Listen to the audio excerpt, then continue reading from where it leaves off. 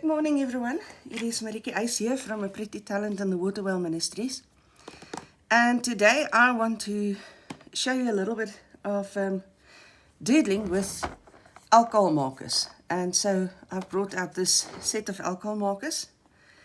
And let me show you. This is what we're aiming to do. So I've got one toned down one with the earth tones and one really bright one here. But in essence, this is what we're doing. We're creating these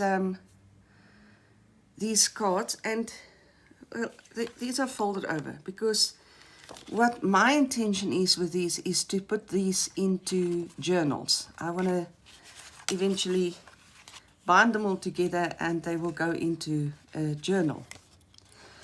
You don't have to do that. You can certainly I don't know, make cards with them if you like. But also, let me just grab my journaling Bible here.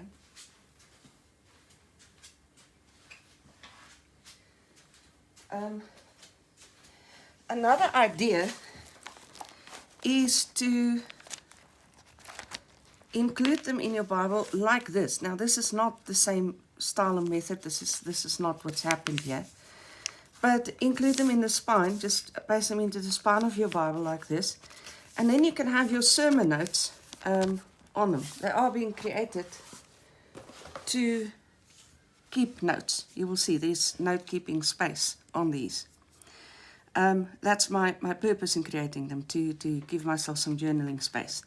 So if I put something like this in my Bible, the idea would be to read the passage and then write my ideas, my thoughts, a prayer or something on the journaling space that I've created and included in the Bible. So that's what we are going to be doing today. Now, what kind of paper are you going to start on? You are probably going to start on something like this. A very heavy mixed media kind of paper. And if you can find something with a plastic coating, this doesn't have a plastic coating, but if you can find something with a plastic coating, that would be brilliant. Now, I suspect that this, mind you, this one is really thick. So this is a 200 grams per square meter or 120 pound paper. And it's the Canson mixed media. It's brilliant quality. Well, there's only one way to know, and I don't want to mess up these papers, but there is really only one way to find out, and we'll have to do it with a bright color as well. So let's see. I'm just going to work here in the bottom, and I'm going to hold my pen there for a sec. Yes, that's what I'm talking about. So even this heavyweight paper, that's not going to be enough. And that's why I need to lift this up, because that would have bled through to, can you see the, okay, it would have bled through to this page if I hadn't held it in my hand. I don't know how much of that you'll be able to see. Let me fold this over. So I'd literally held it in my hand when I was making the dot. And yeah, otherwise it would bleed through to the next page. Now if I only touch, nope, there's enough shadowing there for me to tell me that I can't risk using these pens on this paper if I still wish to use the reverse side of the paper. Now, believe it or not, your best source for paper is then going to be pretty much the advertising industry, where they make use of these shiny papers. Photo paper. Photo paper would probably also work. I've actually never tried it on photo paper. And if I'd thought of this earlier, I would have brought photo paper to the table to try this on, but okay, I didn't. That's a nice idea, to maybe use your photo paper for this. It's the same kind of finish, as photo paper would have.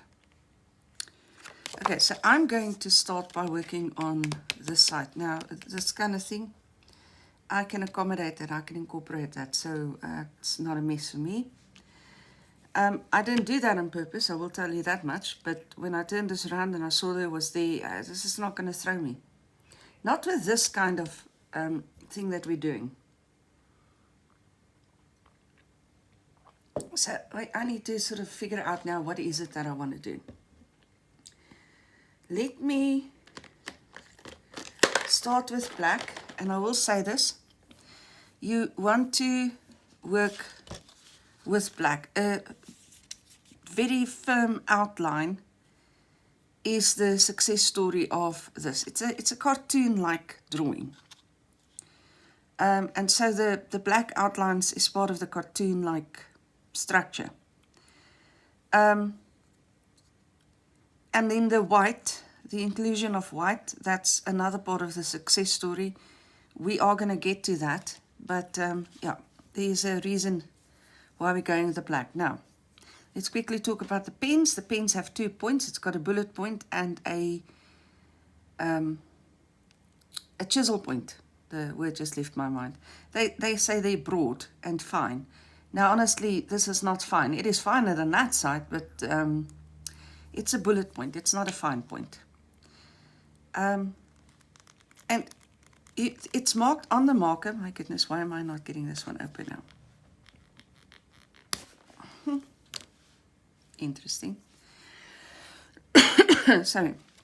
It's marked on the marker, so you don't have to keep pulling lids off left, right, and center, hoping that you're going to strike the right marker, right end. It is also, let me just use this one as an illustration.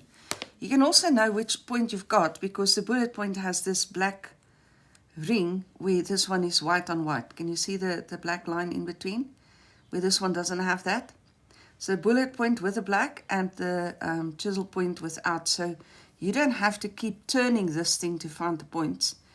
You just look for the black marking and that will also be an indication. Okay, so having said that,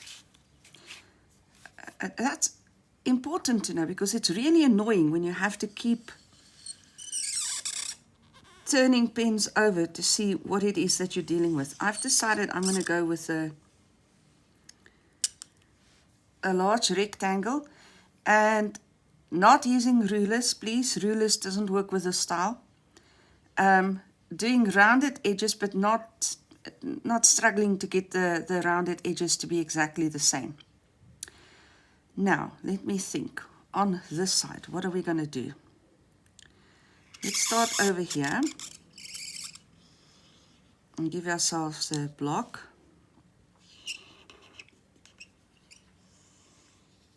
And a block. And shall I leave this one without a block? Maybe. Ooh, look at that ugly corner. That'll work too. Okay, so now I need to decide what it is that I want to do in here. And I want to start by, let me do a simple doodle flower, why not?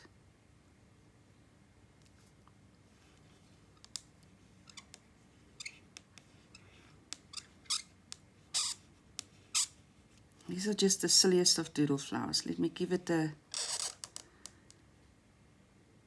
make it slightly more interesting. And that'll suffice. Now in here, I'm going to repeat that flower.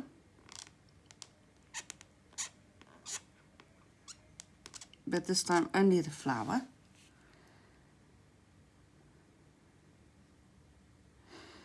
I'll do the same thing here. I'm going to keep it really simple.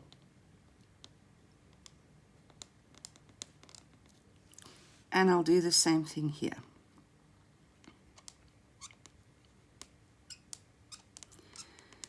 Now there's a bit of a balance in this design. I have literally got a flower in each corner now. Top left, top right. Bottom left, bottom right. And even though it's not on the whole page, there is a perception of having covered all the corners. Okay, so for now I'm going to put the black aside. And what I do when I work with any colors really, whether it's my coloring pencils or markers or whatever it is that I'm working with, if they are removable colors, you can remove them from the set, not like a set of watercolors that you can't remove. Well, some of those you can, but most you can't. If they are removable colors, I take them out and I set them aside and I keep them on the side until I'm done with my project. My apologies. Because that way I can go back to the exact same color that I've been working with before. And you do want to do that. You want to repeat the same colors because that repetition is one of the principles of art, and it's soothing to the eye. It pulls things together, pulls the picture together. So now I need to decide on colors. I'm going to go with this one.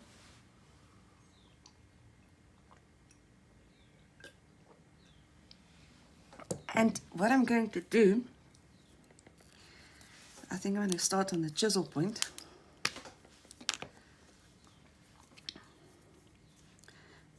When you close these, you want to hear them snap shut like that, because they will dry out. They're alcohol markers, and alcohol evaporates in an instant.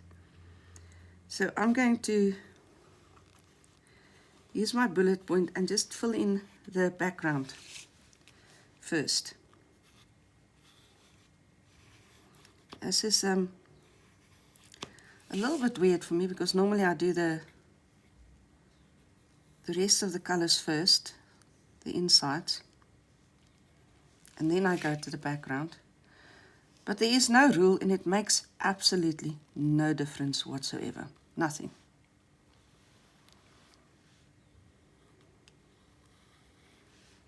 I think because the blue has messed up the background here, that's why I wanted to start with the background. If I have to motivate myself, think why it is that I chose to start with the background, I would imagine, though this wasn't a conscious thought,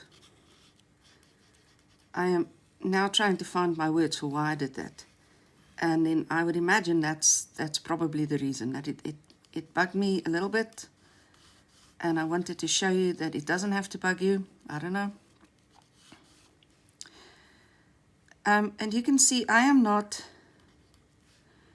too concerned with dead-on accurate working here. I am just filling in the spaces. And I'm not even switching over to my bullet point when it gets to these tricky parts, because it's not going to matter if I cross the line ever so slightly. Okay, so that's my background colored. Now I am going to create some journaling space. And which colors do I want to use for this? Let me use a pinkish color.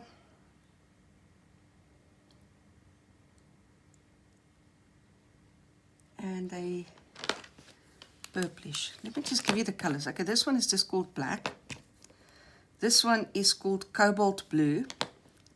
I'm now going to use geranium and vivid purple. So those are the ones that I've used so far. Okay, so when I start with these, I now want to start on the bullet point.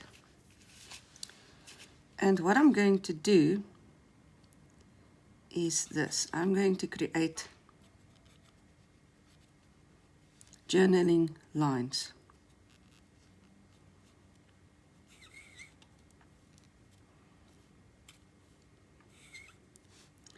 For myself.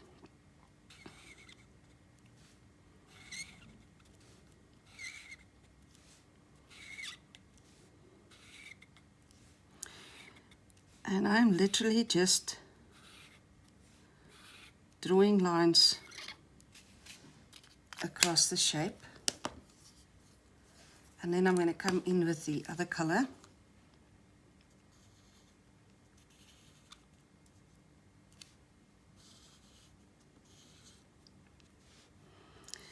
And I'm pretty much doing the same thing. Now you can create lines in any way. I like these subtle lines. And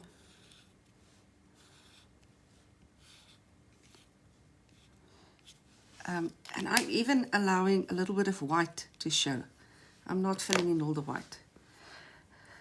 I really like that. Shall I stick to only that? I think it's going to be boring. So let me not. Let me come in with yellow, green, and pastel yellow. And on the bullet points,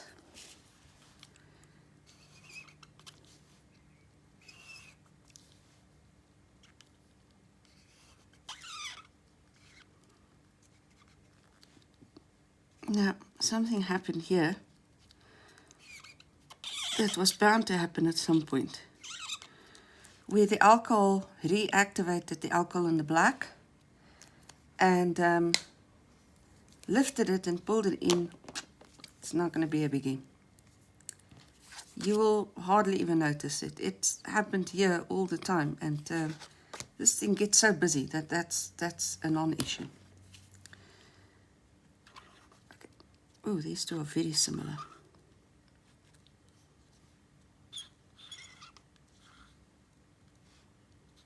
Maybe a tad too similar.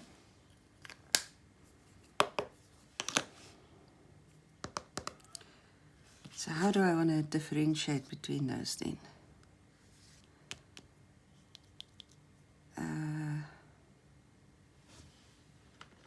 Maybe just come in with a different green. This one is grass green.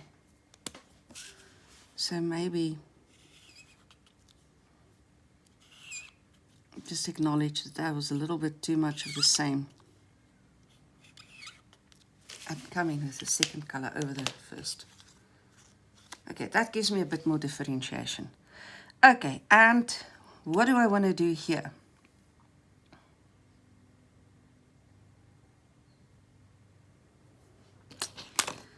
Well,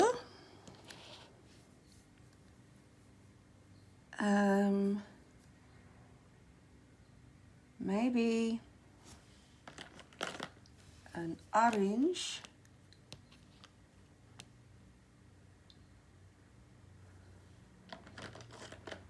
and a purple,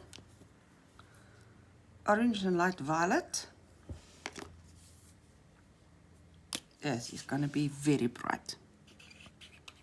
This whole composition is going to just shout out and say, take notice, I'm here. Very, very bright colors. I guess that's a mood I'm in.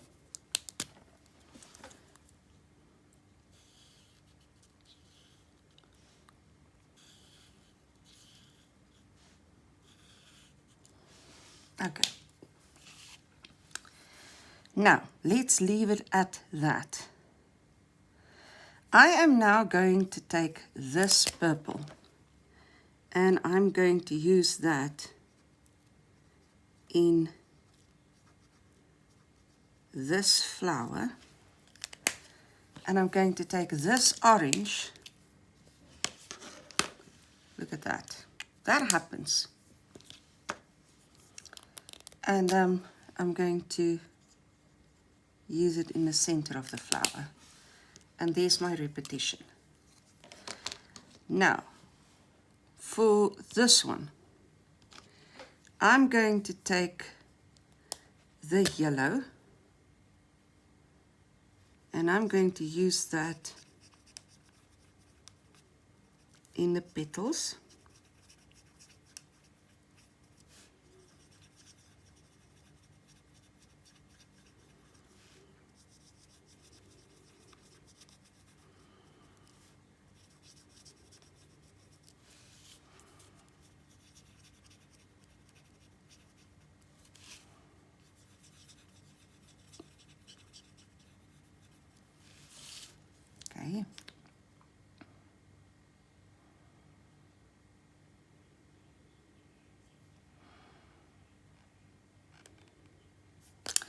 I think I also want to put it in the center here.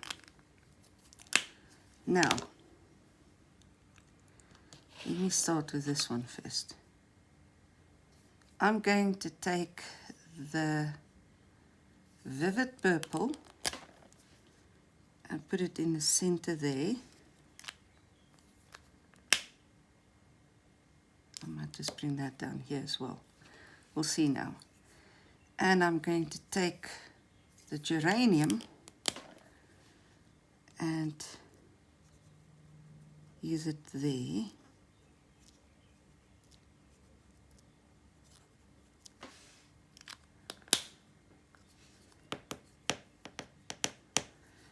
I'm going to use my grass green over here.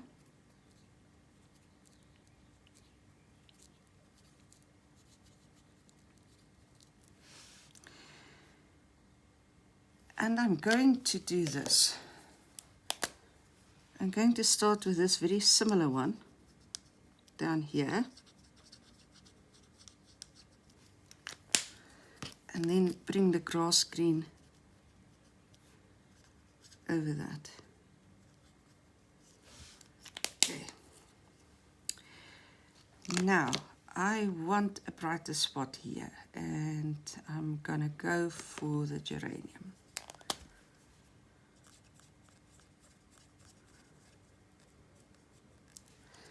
Now, that's the kind of repetition that I'm going for in this drawing. And now I'm pretty much done with my colors, so I can return them. If you're uncertain, you can still leave them out. I will show you this. I'm not going to use this now, but this particular set comes with a colorless blender, which I'm not doing in this kind of thing today. So where can I illustrate this? Let me do it, yeah. So you can pick up color and blend it. And if I want to do the same thing here, I can. You can use your colorless blender like that, and it will blend away where your colors have flowed into each other. And when you've got two colors that you want to blend more than what I've done here, for instance, then you can blend it with the colorless blender. That's the idea behind the colorless blender. It's not the kind of thing I'm going for today. So now that we've got this, we now need to decide how to proceed. And you can either use the bullet point, which I more often than not do use, or you can use a finer point pen to do this with. Let me use the bullet point. Let me show you how to use these today. Okay, so I'm just going to do a hash in random places. Hash is one of my go-to things. It works beautifully. And then something else that works marvelously is just 3 X's.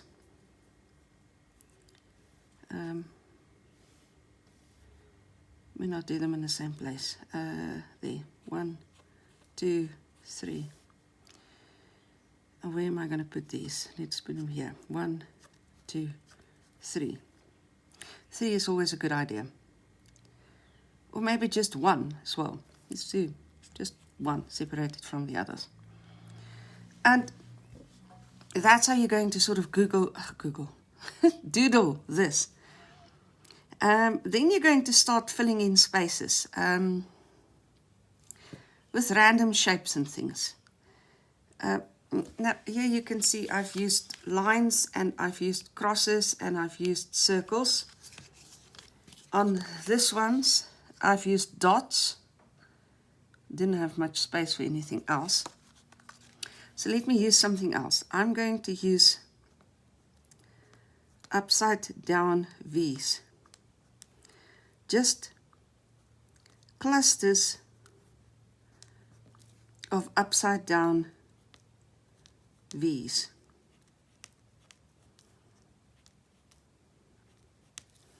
And I am clustering them to just give them that sort of group feeling. Now you can see the repetition once again. You want to keep on repeating. Do I want to do more? I think I'm going to leave it at that. Now you're going to come in with a white pen, and I've got two white pens. I've got this highlight pen, which has a point like that, and I have, it's a gel pen, and I've got a white permanent marker, which is more like this. It's more like a chalk, paint kind of pen actually. And so now I'm going to decide what I want to do here. Let's continue the idea of the crosses.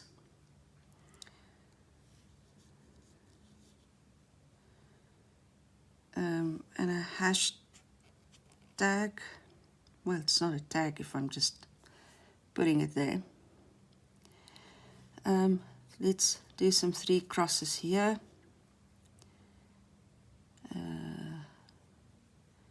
Do I have space for anything else?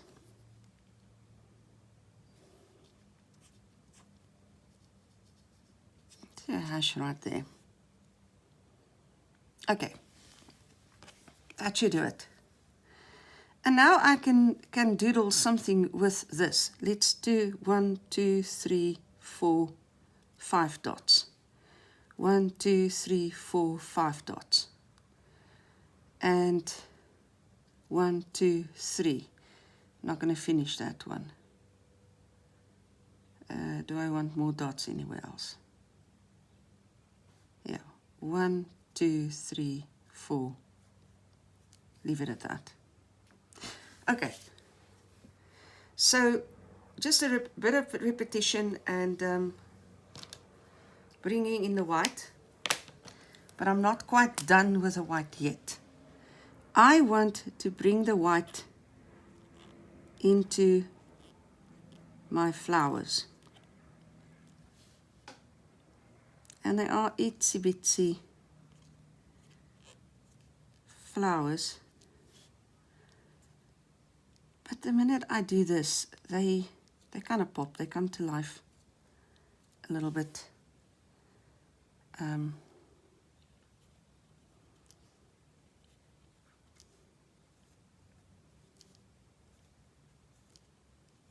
that's why we're doing this.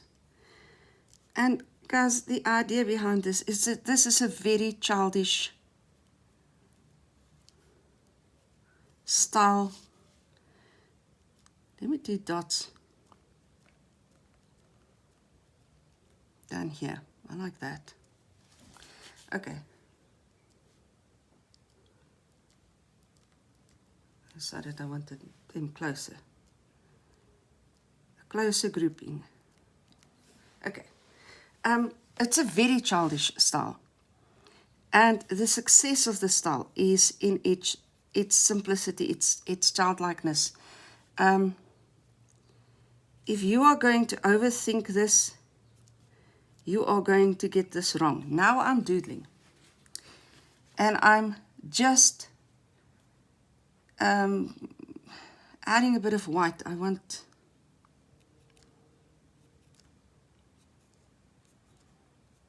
more white on this page. So I'm looking for places that I can add a bit of white.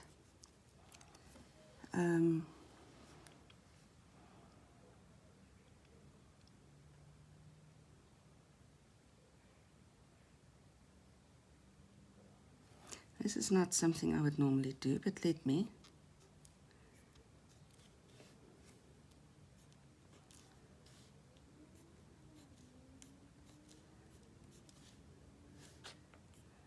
Seeing as I feel like it, that works.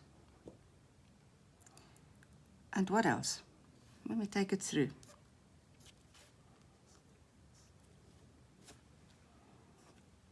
In this one I am accentuating the black with the white.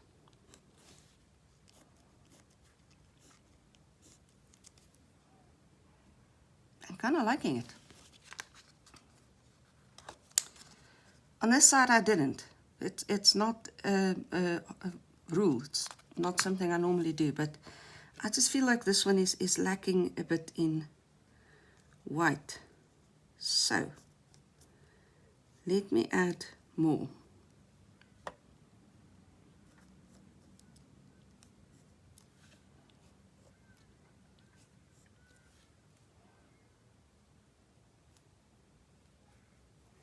I think that's enough. And that would pretty much be how you do this, how you go about doing this. And then what I would probably do is to just flip this over, and I would either work with this as a whole or do this and work with the 2 pages separate from each other. That's an either or for me. But this one as well. This time around you can see that I've used more muted colors. You do have the muted colors in this set. Keep it closed. But even your muted colors are bright. They're not quiet colors. Now, this color in the background, that was, if I remember correctly, it was this warm gray.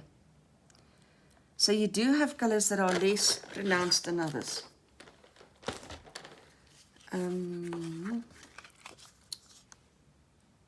Shall I quickly do another one? Quickly. Let me do another one. And let me go for another kind of layout now. What am I going to go? Okay, let's do this. We start with a chisel point. Honestly. Okay. And this is going to give us a much thicker outline. And I'm not going to go for the rounded edges this time.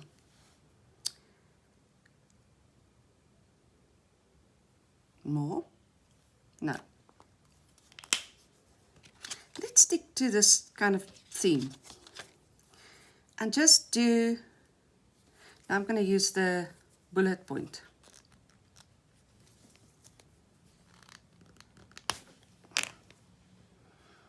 I have a nail that wants to come off. And I need to be so careful to not use it. That's why I'm a bit awkward using my left hand, but in any case. So I'm going to start with an oval there. And I'm going to just give it a mug. And then I'm going to give my mug a slightly interesting ear. And I'm going to put a picture in the mug.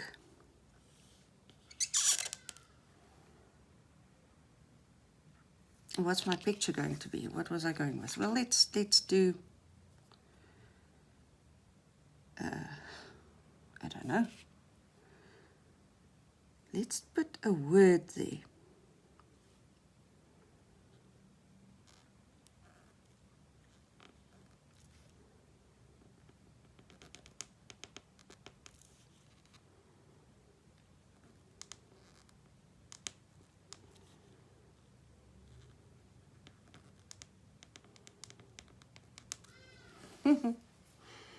It's not the best, but whatever. Okay. So I think that now kind of determines our color range, doesn't it? So let's, oh no, we said we wanted to do muted. Now I'm going to do love and muted colors, imagine that. Okay, so let me then go for, let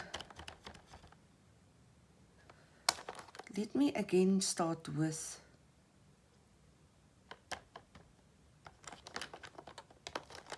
a backdrop. I'm going to let the backdrop just determine the rest of the colors. So the color I've got going here is brick brown. brick brown. Let's see what brick brown looks like. It's a nice color. And you will see this is an art form that goes so quickly. Art form. Well, it is an art form. There's art that's it's a little bit more careful and takes more time to produce. And this one is really, really quick. So that it feels almost more like a craft than an art. Now, this thing that I'm doing with my lines going all over, different directions and whatever, to me, that contributes to the playfulness of the drawing. It adds to the idea that I'm not taking this too seriously. In another art form, this would freak me out. But in this one, it works. It contributes to the playfulness. So that's going to be my determining sort of palette now. Now I'm going to use, let's say I take this one, which is a very iffy color, Pastel Peach, and I combine that with Potato Brown. Shall we try this combination? And this is what I'm going. Ooh, it's a very iffy color, isn't it? But it's fine. It's visible.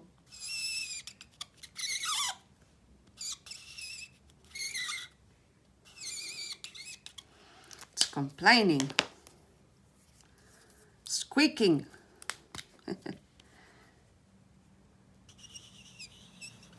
And there's my journaling space.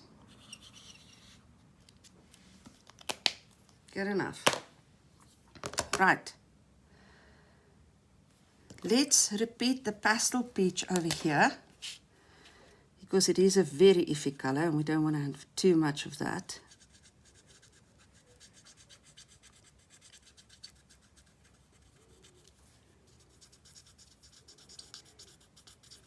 I'm not one for iffy colors. They have their place. They can create a bit of silence on a very busy layout. Silence. It's not the right word. A place to rest your eyes in a layout that could be extremely busy. Now, I like what it did to the black there. And I don't know if you've paid attention, but I actually went into the sides to deliberately pull a bit of that black in, because to me it just breaks that iffiness. The color is very, very muted. Okay, where's this color going to be? Let's put this color here. That can be the contents of my mug.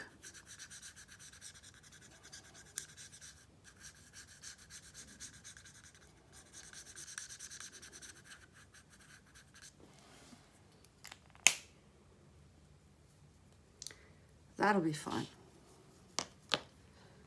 Okay. Now my mug itself, I think I'm going to go with maybe a rather muted orange, terracotta. Yo, this seems very, very similar. So let me maybe, well, I guess I can give it a shot to see what it looks like. No, it should be fine.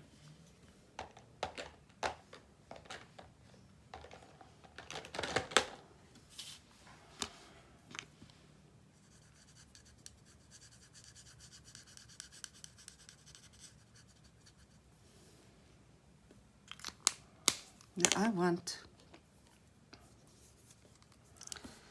just a bit of a division there. And in this style of art I can draw that in. And another one I shouldn't, but in this one Again, I want to use the chisel point because this is going to be simple coloring.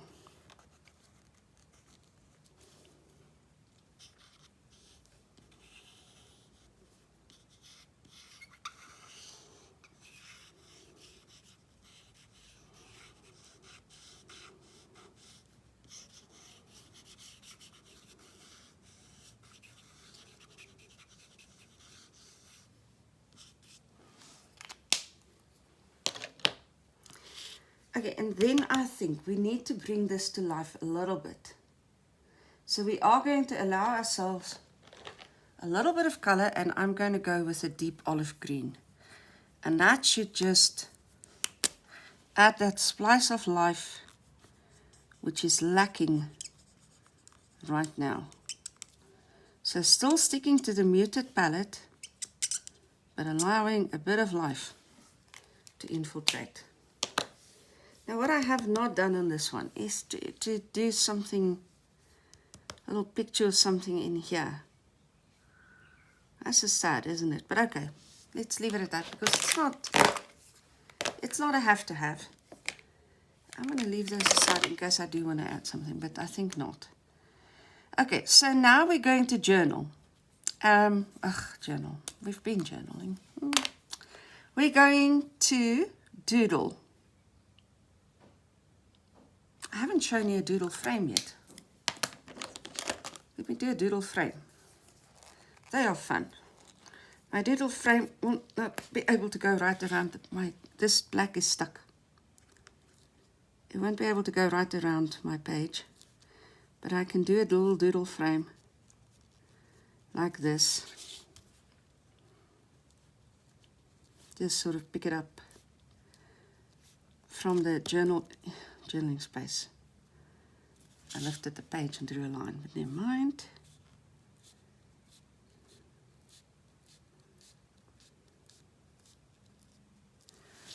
Okay. I wouldn't normally even fix this, but I'm going to show you because it gives me an excuse to use this blending tool. There. When I lifted my hand, it pulled the page along and drew a line there inadvertently, and well, now it's fixed. Okay. So that's just a little doodle frame, and you can take it right around your page as well if you planned it that way. I hadn't planned on doing a frame, so I didn't do that.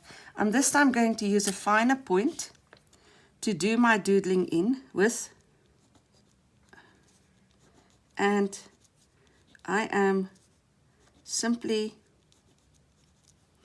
doing crosses. I should stop. I don't like to stop. I like doing this, so I tend to go a little overboard. And a place to repeat.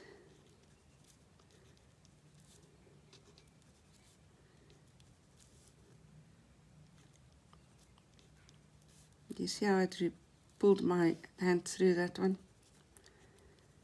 I'm going to leave it be. It's fine.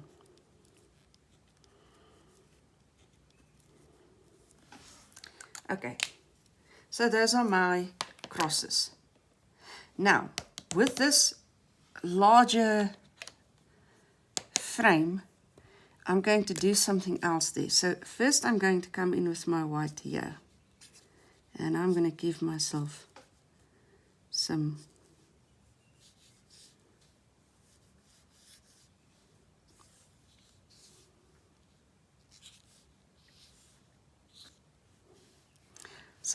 shimmer and shine on my cup. And then I'm going to take that same dotted idea and I'm going to continue the frame idea, because with a wider frame border, if you like, I can doodle a little bit more.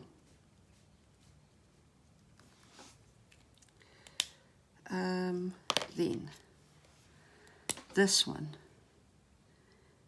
I'm going to use to just accentuate the word a bit because I did a truly pathetic job of creating that word.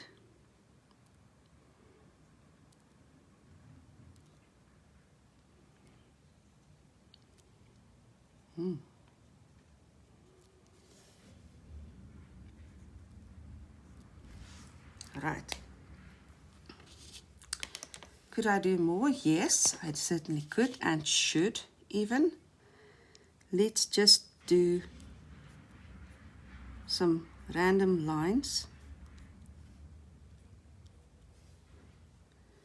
and some